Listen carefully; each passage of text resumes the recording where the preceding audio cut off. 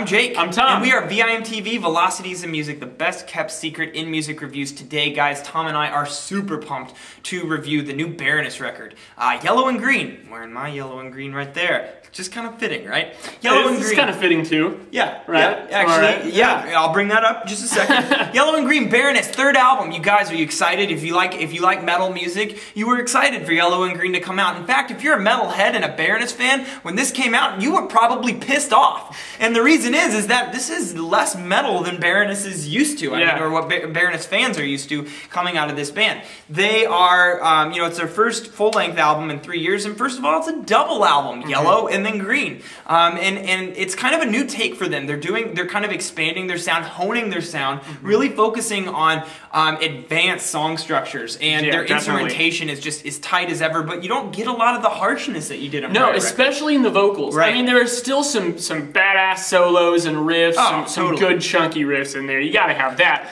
Chunky riffs. Chunky riffs, it's all about the chunk. I want the chunk in the guitar. Yeah. And, but really, I mean, the vocals never go super intense. They're not, I mean, they're a little gruff in their delivery just because, yeah, he's a hard rock vocalist, but there's none of that screaming. You know, the intensity never really gets to 10. Yeah, he's belting it out. It's more like an 8, 8.5. Yeah, exactly. And they do a lot with harmonies too, which I actually really like. It adds a lot of force and accent and actually makes the vocals sound kind of chunky beef, you know? Especially because there's a lot of slower spots on the album, a lot of softer spots, even within some of the harder, heavier tracks. Yeah. You know, you'll have freaking rock outs, and then they'll kind of end on a softer spot. Yeah. One general just want to get out there sort of thing that I noticed that these guys do is that they organize this as a double album. I just got to compliment them because Yellow is designed to be more of the rockin' sort of album. You get a lot more aggressive song structures and instrumentation. Definitely. And then Green is more kind of moody and a lot more atmosphere. It's just more subdued. But somehow when you listen to them straight through, they actually play very well together. They really do.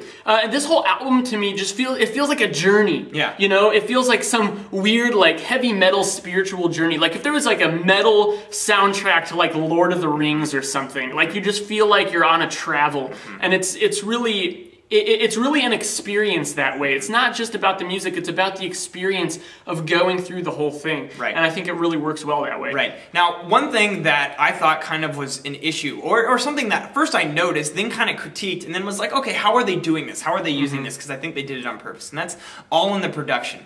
This sounds like they're playing it for you like in a live theater, like, and I'm sitting in like the third row going, wow, these guys are really good. They're awesome. And then I'm just hearing, that's what I'm hearing coming out of like what's supposed to be a fully produced album. Yeah, it's not sharply polished at all. No, really. Like if you think of Queens of the Stone Age, Song for the Deaf, which is an album in intensity-wise, I would say is similar to this album. Yeah, I totally agree. You know, but that album in my mind had just absolute perfect production. Where this, you don't have that, you don't get the clarity, and sometimes it works, it actually helps because it makes the sound more authentic. It makes that edge come out just so much more in the vocals, in the guitars, in the bass, and especially in the drums.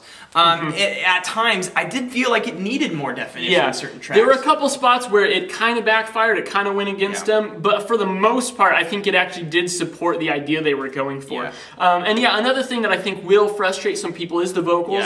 At times, those harmonies, while they're really well written, they're not always perfectly executed, so you get a little roughness, a little rawness, and once again, I mean, it's not like these guys did it first take on everything, you know? Everything on here had to have been deliberate, and if not, then it was still a deliberate option not to change it later. So you have to take that into account. I think there were a couple spots they could have done better, but... Yeah, it was clear they were definitely going for that raw kind of... They wanted it to seem real, and they wanted this to be a truly authentic listening experience. I think they definitely accomplished that. I just think from an overall quality standpoint, there were moments, you know, kind of peppered throughout both albums that you could see that it would have benefited from a little bit of increased production, a little bit more perfection in the vocals. There was times, especially on Green, where I felt like there was a couple moments in there where the vocals were just kind of off, made me kind of recoil a bit, and I wish that was cleaned up, but overall, I have a lot of compliments to say about this album.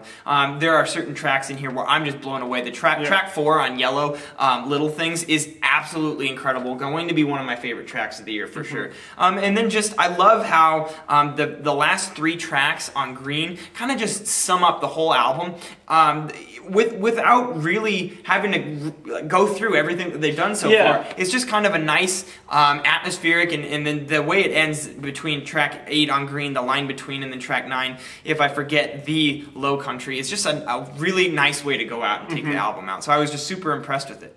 Yeah. Where are you sitting with your criticisms? Now, my only criticisms, I mentioned the production and the vocals. That was actually very minor for me. I bring that up more so because I think it's going to bother a lot of people. It didn't really bother me all that much. The only thing keeping this from like a freaking 100 for me, because I love this album, was just the fact that I felt like on Green in particular, there were just a few songs that didn't quite live up to what else had happened so far on the album. I mean, you gotta understand, Yellow to me is damn near close to musical perfection. It's very good. Those first 9 tracks, holy crap. And there are just a couple, 2 or 3 songs on Green that I feel don't quite work with the flow of the album, don't quite live up to just the stellar songwriting that I've experienced thus far. And that, I mean, but I'm giving this such a good score. I can't imagine what more bad I could say. Yeah, and you bring up a good point, because I mean, if you think Yellow comes before Green as it plays through, you know, you're getting the weight of all like the super high quality. It's all high quality, right? But it's like